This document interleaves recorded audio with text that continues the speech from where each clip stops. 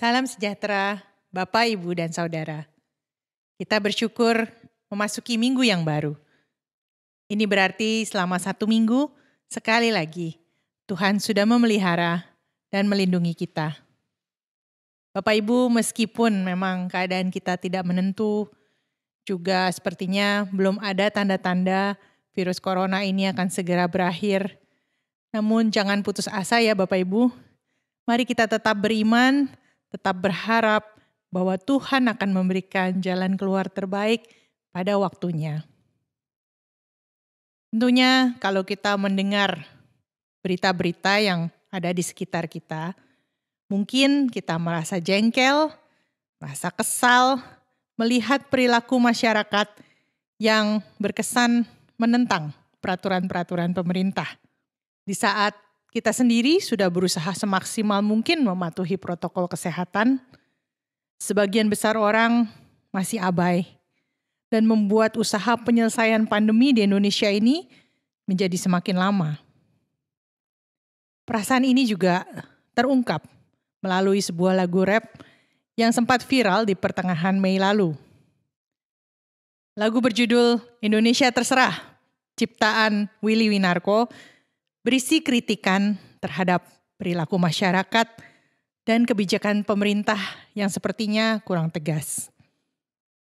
Dalam salah satu wawancara televisi, Willy menjelaskan bahwa lagu ini keluar setelah sebelumnya dia sudah mencoba memberikan konten-konten yang lebih positif, menghimbau masyarakat untuk rajin cuci tangan, maupun juga konten-konten yang lebih negatif, seperti memaparkan bahaya virus corona, supaya mungkin masyarakat lebih takut sedikit lah. Namun karena perilaku masyarakat tetap tidak berubah dan keadaan justru makin kacau, akhirnya lagu ini menjadi jeritan terakhir. Seolah-olah dia sudah kehabisan cara untuk mengajak orang-orang sadar diri. Ibaratnya tuh seperti orang tua yang sudah capek deh menasehati anaknya. Mau dengan cara yang halus, dengan memberikan hukuman, anak ini tidak kapok juga. Maka akhirnya orang tua tersebut akan berkata, ya sudah, terserah kamu saja. Bapak Ibu Saudara, puisi Tuhan Yesus dalam ayat 16 dan 17 yang kita tadi baca, memiliki nuansa emosi kurang lebih sama seperti itu. Mari saya bacakan. Dengan apakah akan kuumpamakan angkatan ini? Mereka itu seumpama anak-anak yang duduk di pasar dan berseru kepada teman-temannya, kami meniup seruling bagimu, tetapi kamu tidak menari. Kami menyanyikan kidung duka, tapi kamu tidak berkabung. Puisi ini melukiskan sebuah permainan anak-anak yang meniru orang dewasa di dalam dua peristiwa yang berbeda. Yang satu adalah peristiwa pernikahan, dilambangkan dengan tiupan seruling yang bersukacita. Sedangkan satu lagi adalah upacara pemakaman yang digambarkan dengan kidung duka. Nah, di tengah permainan seperti ini, biasa sih ada aja itu. Satu anak yang tidak bergeming, keras kepala, gak mau diajak kerjasama, mau main apa aja dia menolak. Nah, kidung duka di dalam puisi ini melukiskan pemberitaan Injil dalam versinya Yohanes Pembaptis. Waktu Yohanes Pembaptis berkhotbah, isinya penuh dengan teguran yang keras dan tegas. Dia menggambarkan murka Allah bagaikan kampak yang siap menebang pohon yang tidak ada buahnya. Kita bisa membaca juga di dalam Matius 3, Yohanes Pembaptis ini hidup mengasingkan diri di padang gurun. Dia berkesan serius, agak sedikit muram. Mirip dengan suasana perkabungan. Di sisi lain, pemberitaan Injil versi Yesus Kristus terlihat begitu kontras. Yesus adalah seorang pribadi yang ramah, suka menolong orang lain, mudah didekati. Jika diajak makan-makan, baik orang Farisi maupun juga pemungut cukai, Yesus tidak pernah menolak. Dia mau datang kemanapun. Sosok Yesus ini seperti seorang mempelai yang menyenangkan dan juga begitu penuh dengan sukacita, ramah, dan enak didekati. Namun dengan versi manapun, orang-orang Yahudi di dalam zaman Tuhan Yesus itu tetap bebal. Mereka tidak mau bertobat, terus menentang. Baik Injil disampaikan dengan cara yang penuh ancaman ataupun penuh undangan, baik Injil itu disampaikan secara positif ataupun negatif, mereka tetap tidak bergeming. Tidak ada perubahan. Mereka tetap protes, tidak puas. Yohanes Pembaptis mereka sebut kerasukan setan. Karena perilaku Yohanes memang berbeda dengan masyarakat pada umumnya. Sedangkan Yesus mereka sebut sebagai pelahap dan peminum. Ini sebuah julukan yang sangat kasar Bapak Ibu.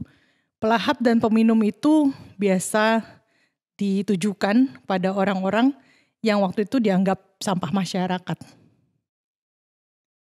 Ya, tidak heran kalau misalnya Yesus tuh juga gregetan melihat tingkah laku orang-orang Yahudi ini. Tidak heran jika pada ayat-ayat berikutnya Yesus mengeluarkan kecapan yang begitu keras terhadap kota-kota di tempat pelayanannya. Kota-kota ini padahal telah melihat dan menyaksikan Yesus melakukan mujizat banyak sekali. Tapi hati mereka tidak tersentuh. Jadi Yesus berkata, nanti pada hari penghakiman, hukuman bagi kota-kota ini akan jauh lebih berat daripada kota-kota lain yang perilaku moralnya padahal lebih bejat. Perilaku moralnya sudah terkenal buruk, seperti Sodom, Tirus, dan Sidon. Tentunya kita bertanya-tanya ya, kenapa sih orang mengeraskan hati dan terus menentang? Kenapa kayaknya mereka begitu bodoh dan tidak mau terbuka terhadap perubahan ke arah yang lebih baik? Mungkin nih orang-orang terdekat kita atau jangan-jangan kita sendiri suka bersikap seperti itu. Nah, Bapak Ibu menentang di sini tentunya dengan konotasi yang negatif ya. Karena ada juga menentang dalam arti yang positif. Seperti misalnya menentang ketidakadilan, menentang untuk tidak terus-terusan berada di zona nyaman. Namun dalam konteks kita, yang dimaksud di sini adalah sikap sengaja melawan meskipun sudah tahu hal tersebut merugikan. Contohnya nih, naik kendaraan melawan arus supaya cepat sampai. Males sih soalnya kalau muter lebih jauh, gampangnya kan melawan arus aja. Apalagi jalanannya juga sepi, tidak akan berpas-pasan lah dengan kendaraan lain. Atau mungkin kita menentang pantangan dokter. Ya udah tahu kalau asam urat lagi tinggi, kolesterol lagi tinggi, darah tinggi, tekanan darah juga tinggi ya. Harusnya kan ada pantangan tuh untuk makanan-makanan tertentu. Tapi karena keinginan yang tidak terbendung, udah lama gak makan, kepingin deh. Ya gak apa-apa lah ya, kan cuma sedikit, cuma sekali-sekali, boleh dong. Tapi meski demikian ya, kadang-kadang kan kebablasan juga ya Bapak Ibu. Meski pasangan atau keluarga kita sudah memperingatkan, baik dengan cara lembut ataupun keras, kita tidak bergeming, kita menentang. Sampai akhirnya mereka nyerah lalu bilang, yowis terserah karepmu. Dan biasanya sih bukannya kita gak tahu ya, bukannya orang-orang itu juga tidak tahu bahwa perbuatan tersebut tidak baik. Justru seringkali kita melihat orang-orang ini malah menasehati orang lain bahwa perbuatannya itu tidak baik. Mereka itu kelihatan begitu bijaksana, begitu pandai, seperti ungkapan Tuhan Yesus dalam ayat 25. Sayangnya sih semua yang mereka tahu itu malah gak sesuai dengan kelakuan mereka. Mereka tidak menerapkan pengetahuan itu. Hanya sekedar informasi di kepala, Tapi kebiasaannya ya sama aja, gak berubah-berubah. Soalnya kita merasa diri kita sudah benar. Dan kalau dikasih tahu, menantang. Merasa kita lebih tahu. Dan hatinya orang-orang ini ataupun kita sendiri sudah menjadi keras. Sulit menerima kebenaran yang sesungguhnya. Tentunya sikap menentang ini adalah akibat dosa, Bapak Ibu. Ini begitu serius. Bahkan ini adalah dosa yang mula-mula yang dilakukan oleh Adam dan Hawa. Mereka secara sengaja menentang perintah Tuhan, mengambil dan memakan buah pengetahuan yang baik dan yang jahat. Padahal jelas-jelas Tuhan bilang itu tidak boleh. Sikap menentang ini akhirnya membuat hati menjadi keras. Sejak saat itu manusia terus bersikap menentang. Makin lama makin parah. Padahal sesungguhnya sikap seperti ini membuat manusia kepayahan sendiri. Menjadi letih lesu dan berbeban berat.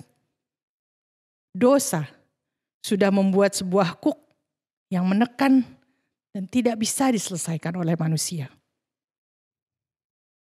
Bapak, Ibu, Saudara, tentunya kita ingin ya tidak lagi seperti itu.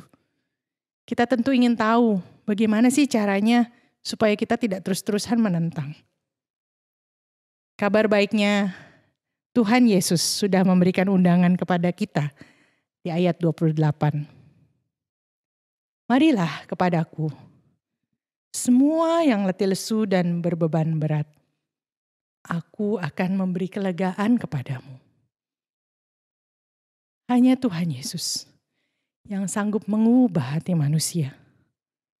Hati yang suka menentang dan keras, diubahnya menjadi lembut dan taat.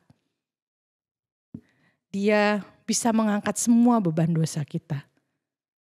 Dia juga guru yang mau mengajari kita bagaimana menjadi lemah lembut, bagaimana menjadi rendah hati. Dia mengajak kita meneladaninya. Saudara, saat hati kita rendah dan lembut, maka hidup kita akan menjadi tenang. Tidak lagi tegang karena menentang. Kita bisa dengan rela mengikuti peraturan-peraturan Tuhan, melakukan apa yang baik sesuai kehendak-Nya. Kita mau patuh karena kita percaya bahwa apa yang Dia atur bagi kita itu yang terbaik. Dan kita juga bisa bertahan melawan godaan iblis. Meskipun itu sulit. Tapi kita tahu. Karena kita bersama dengan Yesus memikul kuk. Sebagai penutup, saya ingin mengajak kita semua merenungkan dan membayangkan sebuah cerita. Saudara boleh memejamkan mata jika ingin membayangkan sambil saya membacakan cerita ini. Ada seekor lembu muda. Tubuhnya kuat, perawakannya mantap. Dia sangat senang karena hari itu untuk pertama kalinya dia akan membajak ladang sang petani. Selama ini dia sudah sering mengamati lembu-lembu lain membajak ladang. Sampai-sampai dia sudah menghafal rute-rutenya. Dia merasa sudah siap dan sudah tahu apa yang sang petani inginkan. Jika dia ditanya oleh lembu-lembu lain, dia akan bercerita. Oh, kalau membajak ladang itu ya, harus mulai dari ladang di ujung kanan tuh. Di situ tanahnya lebih keras, jadi kita juga harus siap dengan tenaga yang kuat. Terus, kaki kita ini, langkahnya kecepatannya kira-kira 25 langkah lah per menit. Selain itu, kita tuh harus makan gandum cukup 3 kilo aja sih sehari. Meskipun ya kadang kita masih lapar. Tapi nanti kalau kita kegemukan dan kelebihan berat badan, kita gak bisa menarik bajak dengan baik. Nah, ada lagi nih. Pak petani juga selalu memberi kode. Wah, aku mah sudah hafal. Kalau tarik kekang ditarik 2 kali, artinya kita harus berhenti. Kalau 1 kali, artinya harus maju. Nah, kalau mau belok kanan atau belok kiri, Pak Petani akan bersiul. Siulan panjang berarti ke kanan, siulan pendek ke kiri. Begitulah si lembu muda ini memaparkan pengetahuannya yang luas kepada rekan-rekannya. Hari itu, di pagi yang cerah, lembu muda ini menghirup udara pagi yang segar. Bau tanah langsung masuk melalui lubang hidungnya. Wangi rumput dan bunga-bunga sangat familiar di penciumannya. Hangatnya sinar mentari pagi membelai kulitnya, memberi energi dan semangat. Lembu muda ini menghentak-hentakan kakinya, tanda sudah tidak sabar lagi melakukan tugasnya. Pak Petani datang. Ia menghampiri lembu muda itu. Dielusnya kepalanya sambil tertawa. Semangat sekali kamu. Pasti sudah tidak sabar ya untuk membajak. Dituntunnya lembu itu ke ujung ladang, tempat seekor lembu yang lebih tua berdiri di sana. Si lembu muda sedikit kecewa. Waduh, kalau dipasangkan sama dia, mana enak. Udah tua, lambat, pasti tenaganya loyo. Dan akhirnya ya lebih banyak aku deh yang kerja. Ya tapi gak apa-apa deh. Yang penting hari ini aku tetap membajak. Pak Petani lalu memasang sebuah kuk yang menggabungkan kedua lembu tadi. Ia memasang tali kekang dan bersiap di belakang bajaknya. Si lembu muda merasa tali kekang tertarik satu kali, tanda mereka harus mulai maju membajak. Dengan semangat ia melangkahkan kakinya, tapi tiba-tiba lehernya terasa tertarik. Ternyata langkahnya terlalu cepat, sehingga si lembu tua itu tertinggal di belakangnya. Maka dengan kesal lembu muda itu mengomel. Cepat sedikit kenapa sih? Kalau kamu lambat-lambat begitu kan nanti tidak selesai-selesai.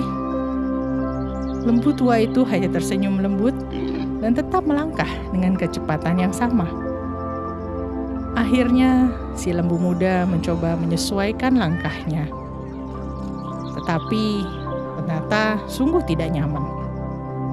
Tenaganya yang kuat, semangatnya yang besar, membuat dia ingin menarik lebih cepat dan lebih kuat. Tapi si lembu tua itu tetap tidak mau mengikuti keinginannya. Kemudian si petani bersiul.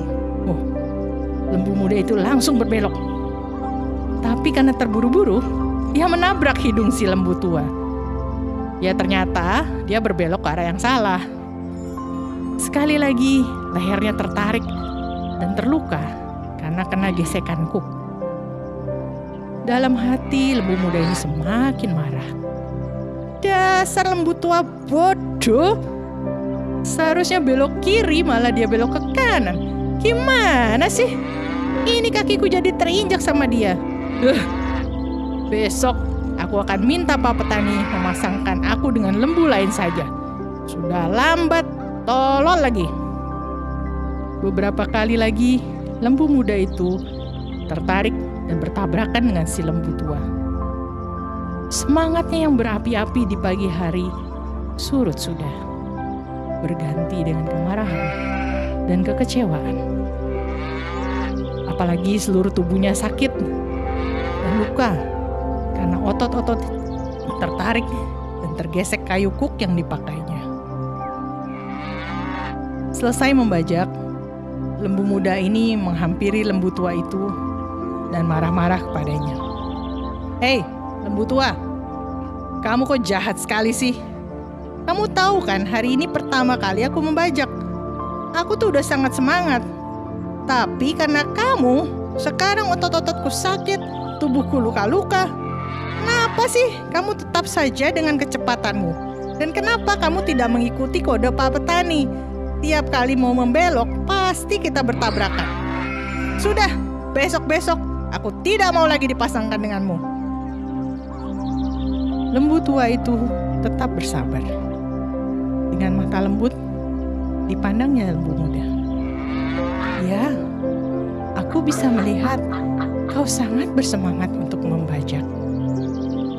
Terus terang, aku senang dengan semangatmu. Namun kamu juga belum berpengalaman. Kamu tahu, kalau kita terlalu cepat membajak, maka nanti hasil bajakannya tidak rata. Selain itu, sepertinya kamu terbalik memahami kode siulan Pak Petani. Makanya kita terus berlawanan. Tapi tidak apa-apa. Kamu pasti akan cepat bisa kalau kamu mau belajar padaku. Waktu pertama kali aku pun seperti dirimu. Aku pikir aku sudah tahu arah yang tepat. Aku pikir aku sudah di jalan yang benar. Waktu itu aku juga dipasangkan dengan lembu yang lebih tua, yang selalu bekerja sama dengan Pak Petani. Semakin lama aku membajak bersama dia, bersama Pak Petani, ia mengajariku bahwa apa yang kupikir sudah benar, ternyata tidak sesuai dengan keinginannya. Nah, sobat mudaku, mau kan kau belajar lagi besok? Rasakan dan ikuti ritme Pak Petani. Dia tahu yang terbaik. Dia akan menuntun kita sesuai yang dia rasa paling cocok untuk kita. Maka tentu saja, hook yang kita kenakan bersama ini terasa enak. Dan beban kita pun makin ringan. Tuhan memberkati kita semua. Amin.